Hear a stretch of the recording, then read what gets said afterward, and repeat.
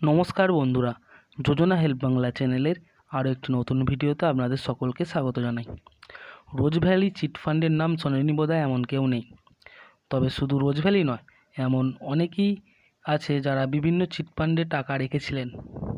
অনেকেই আছে চিট ফান্ডে টাকা ফেরতের অপেক্ষায় রয়েছেন, ভেবেছিলেন টাকা ফেরত পাওয়া যাবে না, কিন্তু সূত্র মারফত জানা যাচ্ছে যে চিট ফান্ডের টাকা ফেরত দেওয়া শুরু হয়েছে, আর তার জন্য করতে হচ্ছে অনলাইন আবেদন। আপনি যদি চিট ফান্ডে টাকা রেখে থাকেন তাহলে এই ভিডিওটি অবশ্যই আপনার জন্য অত্যন্ত গুরুত্বপূর্ণ।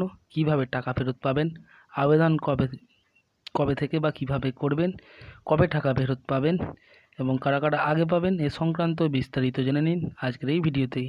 তাই ভিডিওটি স্কিপ না করে প্রথম থেকে শেষ পর্যন্ত দেখুন, আর চ্যানেলে নতুন হলে অবশ্যই চ্যানেলটি সাবস্ক্রাইব করে নেবেন।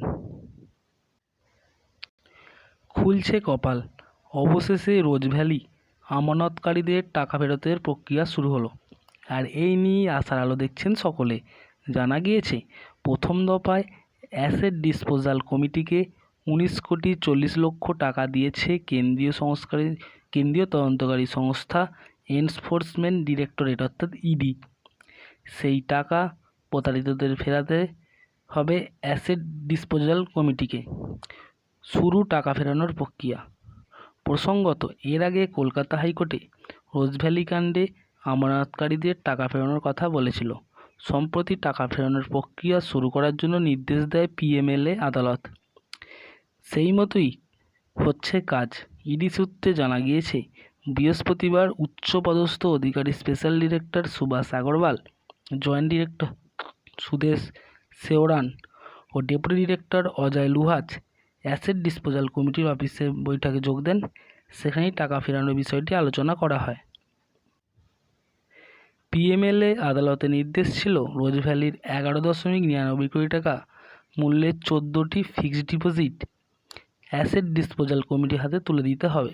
এই প্রক্রিয়া সম্পন্ন করার জন্য প্রাক্তন বিচারপতি দিলীপ কুমার সেটের নেতৃত্বে অ্যাসেট ডিসপোজাল কমিটি গঠন করা হয়। আদালতের নির্দেশ ছিল যে পশ্চিমবঙ্গে রোজ ভ্যালির সম্পত্তি নিলাম করে কমিটিকে আলাদা অ্যাকাউন্ট খুলে সেখানে টাকা জমা করতে হবে। সেই নির্দেশ মেনেই শুরু হয় কাজ। হাইকোর্টের নির্দেশে www.rosevalley.dc.com আমানতকারীদের টাকা ফেরাতে এই ওয়েবসাইট খোলে অ্যাসেট ডিসপোজাল কমিটি। আর এই সাইটে নাম নথিভুক্ত করে নথিপত্র জমা দিয়ে টাকা ফেরত চেয়ে আবেদন করতে পারে আমানত কর্মীরা। অবশ্যই মনে রাখবেন www.rosevalleyadc.com এই ওয়েবসাইটটা। এরপর সেসব নথিপত্র যাচাই করে ফেরানো হবে টাকা, এই বলেই সিদ্ধান্ত করা হয়। সেই মতোই শুরু হলো টাকা ফেরানোর প্রক্রিয়া। তবে তথ্য অনুসারে প্রায় 60 লক্ষ মানুষ টাকা জমা রেখেছিলেন রোজ ভ্যালিতে। তাদের মোট আমানতের অঙ্কটা ছিল প্রায় 3,000 কোটি। ওদিকে রোজ ভ্যালির সমস্ত সম্পত্তি বিক্রি করে যে অর্থ পাওয়া যায় তা এনফোর্সমেন্ট ডিরেক্টর অর্থাৎ ইডির কাছে জমা আছে।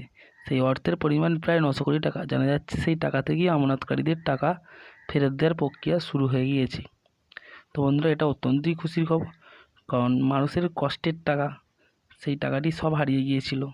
সেই টাকাটি আস্তে আস্তে ফেরত আসতে চলেছে।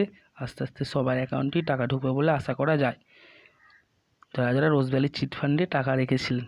তো এই ছিল আপডেট। যদি ভিডিওটা ভালো লাগে অবশ্যই চ্যানেলটি সাবস্ক্রাইব করবেন এবং পাশে থাকবেন। ধন্যবাদ।